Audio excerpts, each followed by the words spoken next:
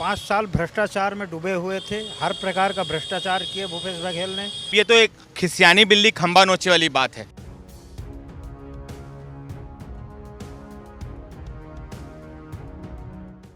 लोकसभा चुनाव का आगाज राजनांदगांव में भी हो चुका था। यहां से कांग्रेस के प्रत्याशी पूर्व मुख्यमंत्री भूपेश बघेल थे और भारतीय जनता पार्टी के प्रत्याशी पूर्व सांसद संतोष पांडे यहां पर थे।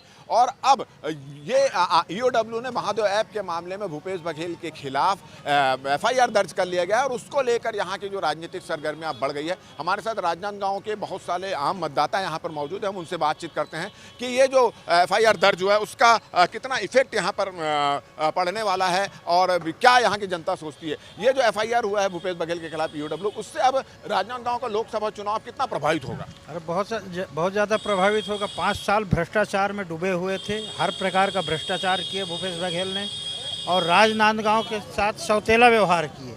कहीं कोई काम धाम नहीं, कहीं कोई जो है वो नहीं, चारों तरफ भ्रष्टाचार। इसलिए हार तो उनकी निश्चित तय है, यहाँ से जीत तो सकते ही नहीं। और चलिए, आपका क्या कहना है? भूपेश बघेल जी 2 लाख से ज़्यादा वोटों से हारेंगे इस बार यहाँ से। और राजनांदगांव इतिहास दोहराने वाला है। मोतीलाल वोरा जी यहाँ से हार के गए थे, पूर्व मुख्यमंत्री थे। भूपेश बघेल जी भी पूर्व मुख्यमंत्री यहाँ से हार के जाएंगे और ऐसा हारेंगे कि दोबारा नांदगांव तरफ फिर पलट के नहीं देखेंगे। ये बताइए कि एन चुनाव के समय जो एफआईआर दर्ज हुआ है भूपेश बघेल के खिलाफ, उनका कहना है कि राजनीतिक षड्यंत्र है, जानबूझकर उनको फंसाया जा रहा है। ये बहुत पहले ही उनको एफआईआर आ गई थी, मगर उसको अभी प्रकाशित किया गया है ना, तो इसको वेबसाइट में ईओडब्ल्यू ने डाला था। तो कुल मिलाकर पूरी जो कार्रवाई हो रही है उसको एक साजिश बताया है। क्या कहना है? वो सिर्फ अपने बचाव के लिए ये रास्ता खोज रहे हैं।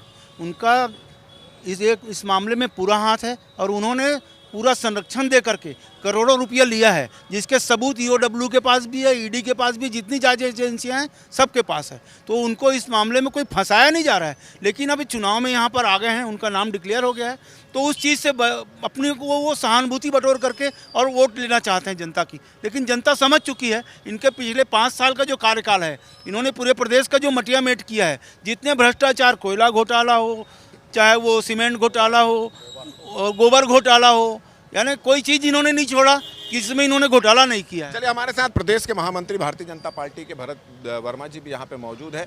इनका यह कहना है कि भारतीय जनता भूपेश बघेल को प्रत्याशी बनाए जाने के बाद कांग्रेस यहाँ मजबूत स्थिति में आ रही थी, तो उनको चुनाव लड़ने से रोकने के लिए इस तरह का उनको फंसाया जा रहा है। क्योंकि भारतीय जनता पार्टी प्रदेश के 11 के 11 लोकसभा हम सब जीतने जा रहे हैं और भूपेश बघेल जो ईओडब्ल्यू की बात कर रहे हैं, क्योंकि पहले से महादेव सट्टा में पैसा लिए हैं करोड़ों का, और उससे बचने के लिए आज जो बोल रहे हैं कि भारतीय जनता पार्टी मेरे ऊपर आरोप लगा के एफआईआर करा रहे हैं, बिल्कुल ऐसे कुछ नहीं है।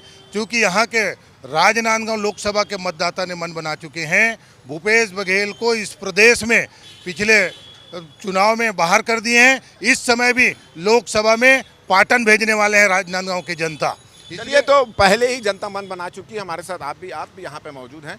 ये जो आरोप लगा रहे हैं कि फंसाने के लिए और उनको चुनाव जीतने से रोकने के लिए इस तरह की साजिश रची गई और पूरी कार्रवाई पर प्रश्न चिन्ह खड़ा कर रहे हैं भूपेश बघेल, क्या कहना है आपका? जी, अब ये तो एक खिसियानी बिल्ली खंबा नोचे वाली बात है।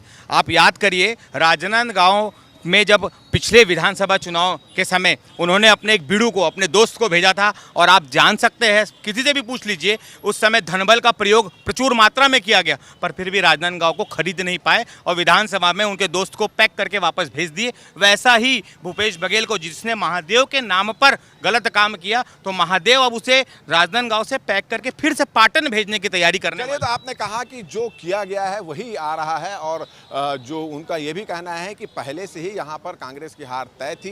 भूपेश बघेल प्रत्याशी बने थे तो भी हार तय थी, अब हार उनको नजर आ रही है, तो इस तरह का आरोप लगा रहा है। कानून अपना काम कर रहा है, ईओडब्ल्यू अपना काम कर रही है और जो किया गया पाप वो अब सामने में आ रहा है। इस तरह की बात राजनांदगांव की जनता और भारतीय जनता पार्टी के नेता यहाँ पर कह रहे हैं। हमारा वीडियो आपको अच्छा लगे तो ज़्यादा से ज़्यादा उसको शेयर करें, सब्सक्राइब करें और अपने सुझाव हमको देना ना भूलें। मुझे और मेरे कैमरामैन नज़ीर खान को दे इजाज़त। नमस्कार।